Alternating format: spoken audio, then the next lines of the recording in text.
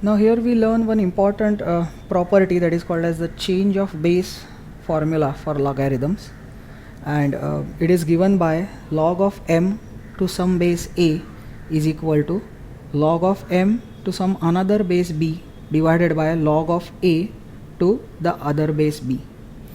Now the purpose of using this formula is that sometimes if we are given some quantity in logarithms to the base a, the base a might be little inconvenient, or there might be the need to convert the log into some other base b which might be more easy to deal with.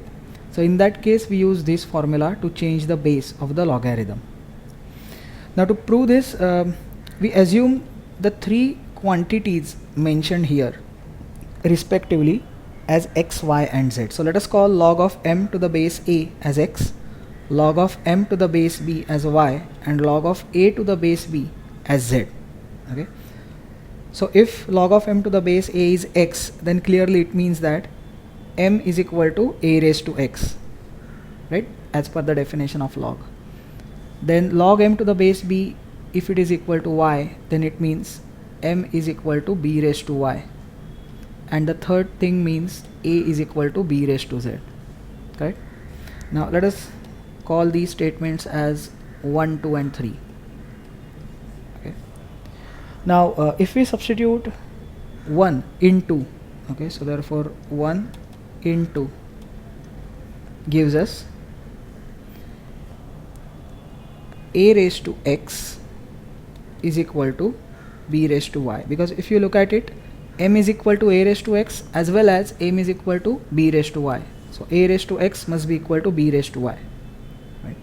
Now in place of a, we substitute the value b raised to z from 3. Correct. So therefore from 3, in place of a we write b raised to z, and this is raised to x, that is equal to b raised to y. Right. So therefore that gives us b raised to zx is equal to b raised to y. So if we have the bases same and the two exponent terms are same, then clearly the exponents themselves must be same. So zx must be equal to y.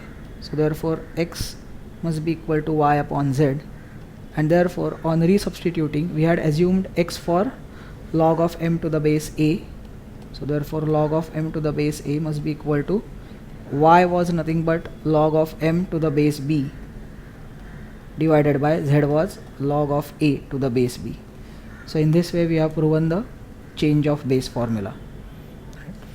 Now let's see one deduction or a corollary of change of base formula, and that is log of b to the base a is equal to 1 upon log of a to the base b.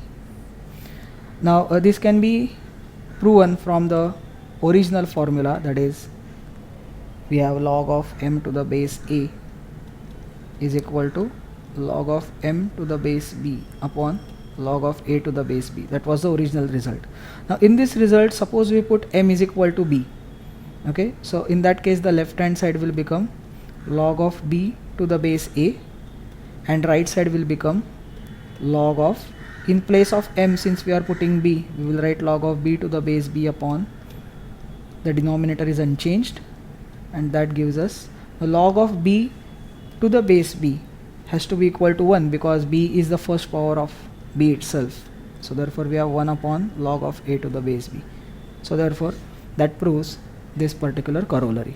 So it's like if you take the reciprocal, then the number and the base get interchanged in the other log quantity. That's the easy way to remember this.